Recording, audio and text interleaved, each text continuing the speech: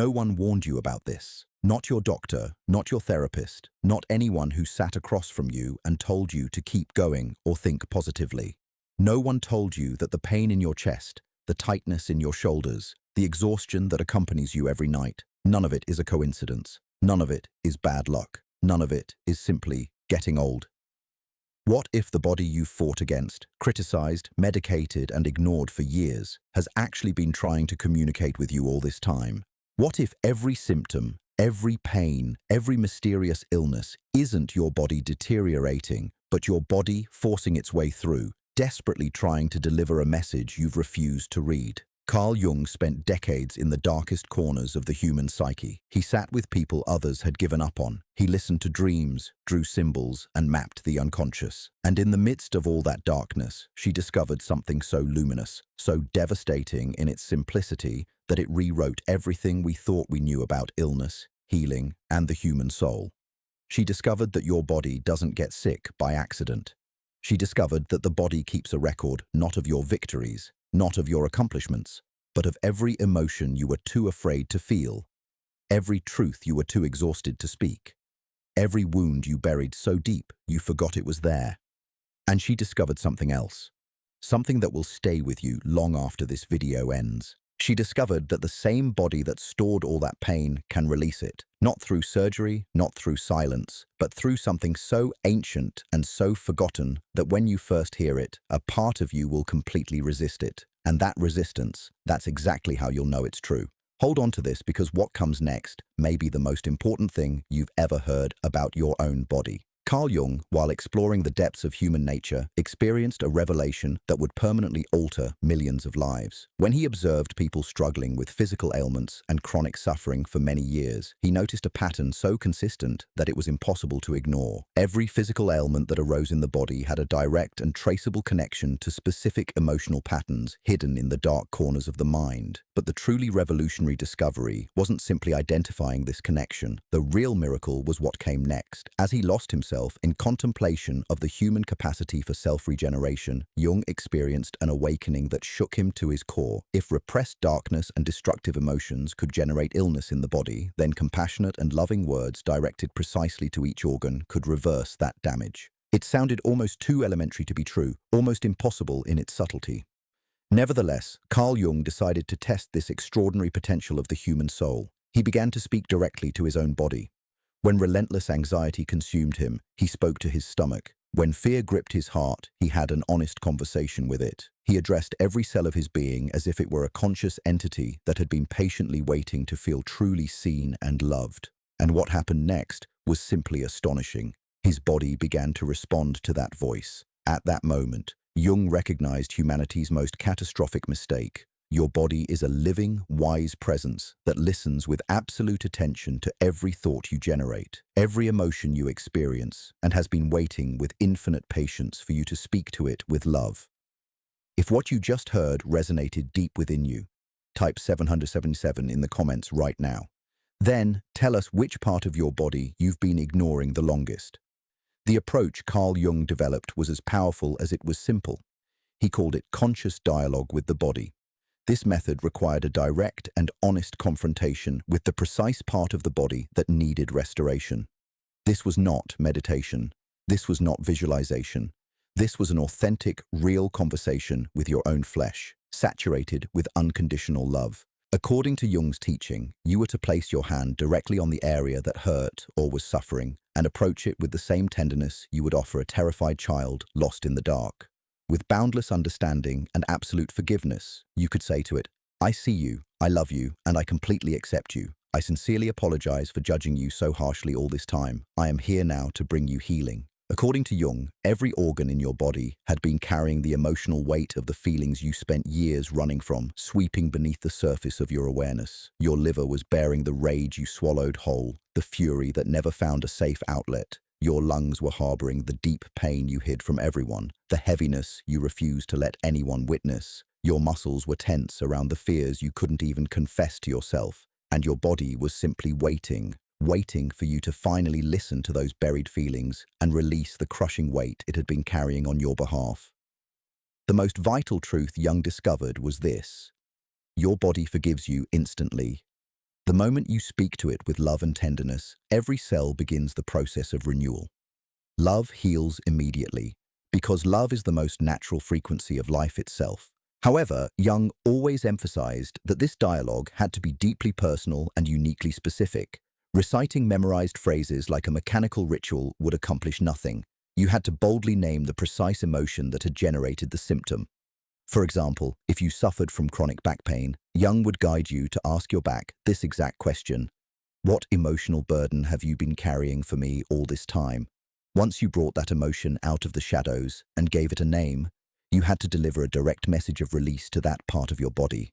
You could whisper to your back, "My dear back, for years you carried my terror of being completely alone in this world and receiving no support. Now I release you from this heavy responsibility. I am regaining the strength to stand on my own. I thank you from the bottom of my soul for protecting me until today." Jung absolutely insisted that this conversation must include physical contact. Your hand resting on that precise spot, that moment of compassionate touch, sends a profound signal of safety directly to the nervous system. Your body needs to feel that you have finally arrived, that you have finally noticed it, that you love it unconditionally and without demands. He said that practicing this conscious dialogue for just 3 minutes a day could begin to reverse the trajectory of illnesses that have become entrenched over the years, because your body rebuilds itself in every instant. And when you transform the emotional message you send it, you fundamentally alter the instructions your cells receive to restructure themselves. There is something Carl Jung said that modern psychology has never quite known what to do with. He said that the greatest burden a child must bear is the unlived life of their parents. He meant that the emotional experiences your parents couldn't process, couldn't name, couldn't safely feel, didn't simply disappear. They were passed on. They took up residence in the child's nervous system. They became the anxiety that wakes you up at 3 a.m. for no apparent reason. They became the tension in your jaw. They became the autoimmune disease that appeared seemingly out of nowhere. The body becomes the file, and unlike the conscious mind, it doesn't forget. It keeps the record with absolute fidelity, waiting for you to finally have the courage to open the file. Jung spent years developing what he described as active imagination, a practice in which you enter into a genuine and sustained dialogue not only with the physical body, but also with the deeper symbolic figures that the unconscious uses to communicate. He discovered that the body sometimes expresses itself not only through pain or illness, but through images, dreams, and the sudden, inexplicable appearance of certain emotions that seem to belong to no specific memory. He taught his patients to sit in silence, close their eyes, and ask the pain directly. If you were a figure standing in front of me right now, what would you look like? What would you be wearing? What would your facial expression tell me? And then, and this was the part that required the most courage, to truly listen to its answer, not to dismiss it as mere imagination, not to reduce it to a metaphor, but to treat that inner figure with the same respectful attention you would offer anyone who had traveled a long distance, to bring you an urgent and irreplaceable message. Because that is precisely what it was. The pain was not your enemy inflicting punishment. It was your oldest friend bringing the truth. Carl Jung developed another powerful complementary method that dramatically amplified the impact of body dialogue: mirror work. He had noticed something that astonished him. Many people could whisper words of love to their internal organs, but the moment they stood before a mirror and looked themselves in the eyes, attempting to offer that same love to their entire being, they froze completely. This resistance revealed precisely where the internal blockage lay. Jung's mirror work was direct and profoundly unsettling. You stood before the mirror, looked straight into the center of your own eyes, and uttered a sentence of unconditional love using your own name. "I love you and accept you completely as you are, with every success and every mistake, every wound and every gift." It seemed easy to say, but Jung understood precisely how devastating a confrontation with your body can be. It truly was. Most people who tried it for the first time burst into tears before finishing the sentence, or their gaze fled from their own reflection. Jung explained it with devastating clarity because at that moment they were facing years of self-criticism, years of rejecting their own appearance, years of confronting the merciless inner voices that had been silently whispering to themselves. The mirror hid nothing about how you had been treating yourself on the inside. Jung combined mirror work with body dialogue into a single, unified practice. Standing in front of the mirror, placing your hand on each part of your body, meeting your gaze and speaking to it with love, touching your stomach and saying, "I love you exactly as you are. I sincerely apologize for judging you harshly. You are absolutely perfect for me." Jung said that the body functions as a masterfully designed communication network, Every pain was a private letter that precisely indicated which area of your life required your compassionate attention. According to Jung, stiff knees and chronic knee pain reflected a fear of moving forward in life or an inflexibility one maintains in the face of necessary change. Vision problems reflected the realities you refused to see, the truths you avoided actively confronting. He transformed this extraordinary mind-body connection into a highly practical guide. He meticulously documented the emotional roots of hundreds of different physical ailments and the unconscious intention phrases that would initiate their healing. For example, the emotional source of liver problems was deep-seated anger and resentment. The healing phrase was, "I now release everything that no longer serves me. My heart is clean and weightless. I live in true peace." But Jung always offered an essential caveat. These were only guidelines, not immutable laws. Each person had to personally confront the unique enigma of their own body. The most important thing was to learn to listen to the language your body used to communicate with you, because no one could know better than you the exact weight of the emotional burden you carried. This is why Jung insisted that healing could never be reduced to technique alone. Technique without genuine feeling was an empty shell. You could repeat the most perfectly constructed phrase 1,000 times and produce nothing. If the words didn't spring from a place of genuine longing, genuine remorse, genuine love, the body wouldn't be fooled by the performance. It had spent years absorbing the difference between the face you showed the world and the truth you kept hidden in the darkness. It knew this, and it would only begin to release its stored suffering when it unequivocally felt that the love being offered was real. Leave 528 in the comments. If you felt something shift within you while reading this, then share with us what emotion you think your body has been silently storing up. One of the most transformative approaches Jung developed was what he called liberating forgiveness. And he believed it was absolutely essential for genuine and lasting healing. According to Jung, if you harbored resentment towards someone in your heart, complete physical restoration was simply impossible. Forgiveness wasn't a reward you bestowed upon the person who had wronged you. It was a path to freedom you gave to your own soul and your own body. The method he taught began by writing the name of the person who had hurt you on a piece of paper. Then you would place your hand over your heart and say these words aloud. "I completely forgive you and release you. You are free, and I am free. The dark bond between us has been broken. Between us, there is only peace." Jung said that even if that person was no longer alive, even if you would never meet them again in this lifetime, this confrontation was absolutely necessary. Forgiveness was untangling an energetic knot. Physical presence was never required. What mattered was that you finally freed yourself from the emotional weight your body had been carrying, sometimes for decades. Jung always said that healing was never a one-day miracle. It was a process that unfolded layer by layer. He likened this process to peeling an onion. Beneath each layer you forgave, an older, deeper wound surfaced, one that had been silently waiting for its moment of attention. But each layer you peeled away gave your body more room to breathe and restored more of your vital energy. Jung himself admitted that he continually practiced these forgiveness rituals throughout his life. Not because he was fragile or unhealed, but because life presented us with new opportunities every day, new moments that forced us to consciously choose between love and resentment. Even a minor disagreement was an opportunity, in that very instant, to choose forgiveness. He called it preemptive forgiveness.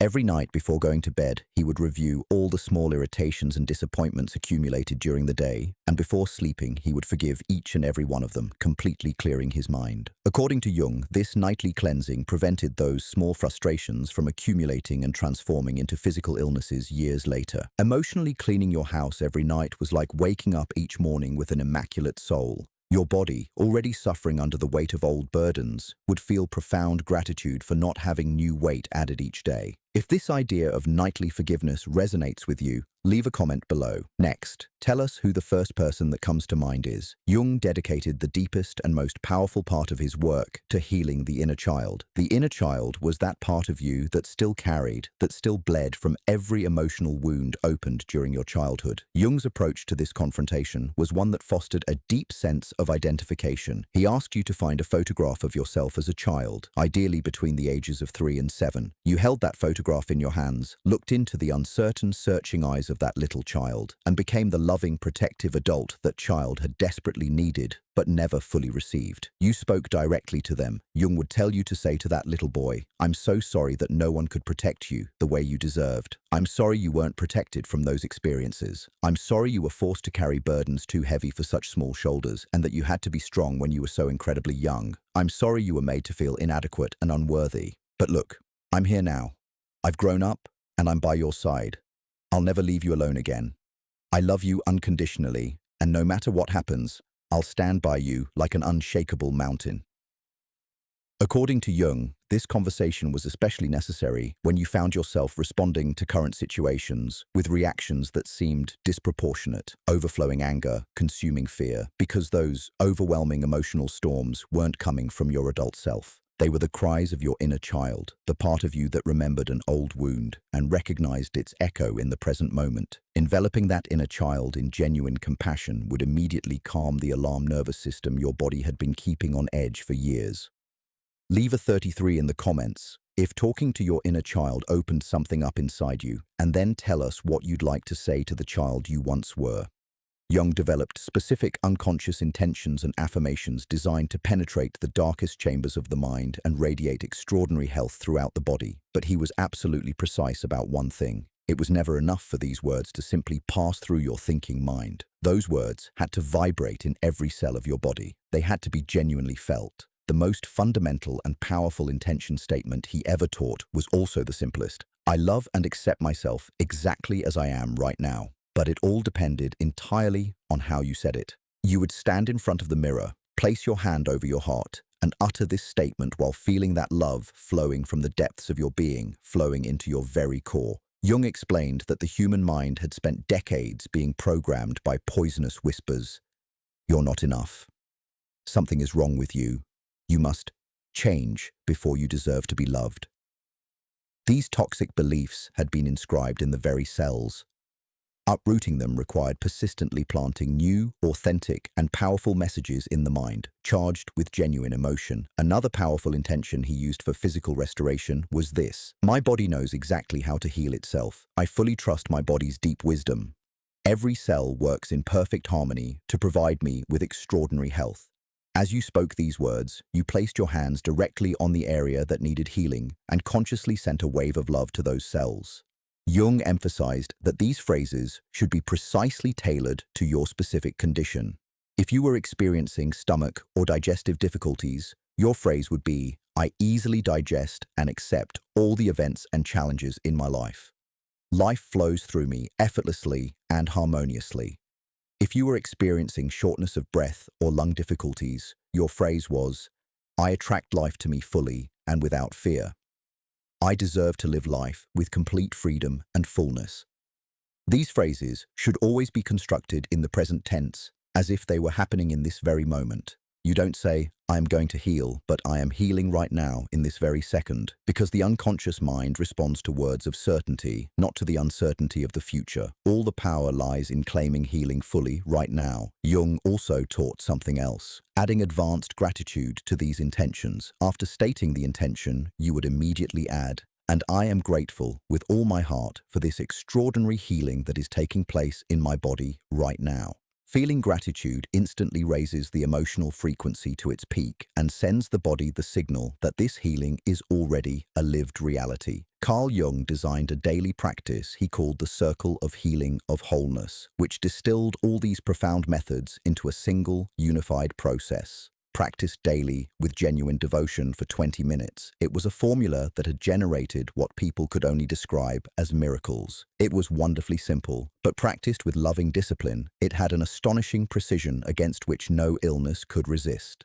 The cycle began with 3 minutes of gratitude toward the body. You sat still, closed your eyes, and assumed a posture of thanksgiving for this body that had served you so faithfully. Your heart beat without your asking. Your breath flowed in and out. The warm current of blood traveled steadily through your veins. These first 3 minutes created the precise emotional atmosphere needed to convince your body that healing was safe and welcome. Then came 5 minutes of direct body dialogue, placing your hands with genuine tenderness on the painful area, engaging in an honest conversation with it, asking it what emotional burden it had been carrying. courageously listening to the answer that arose from within and making your body the promise that you would personally face that emotion.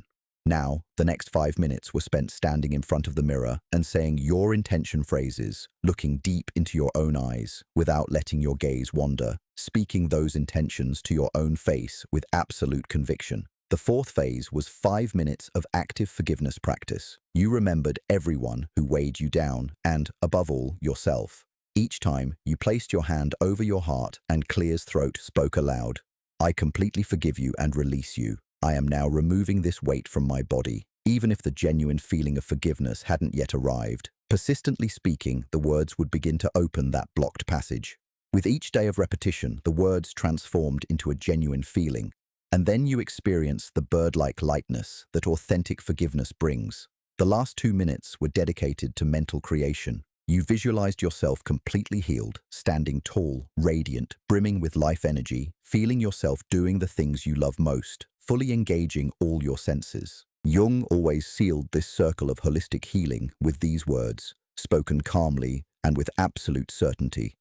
And so it is. My healing is complete right now. I surrender to the wisdom of my body. In my world, everything is exactly as it should be, and everything is safe. Then you would open your eyes and go about your day, knowing with a deep and serene peace that the seeds of healing you had planted were already taking root.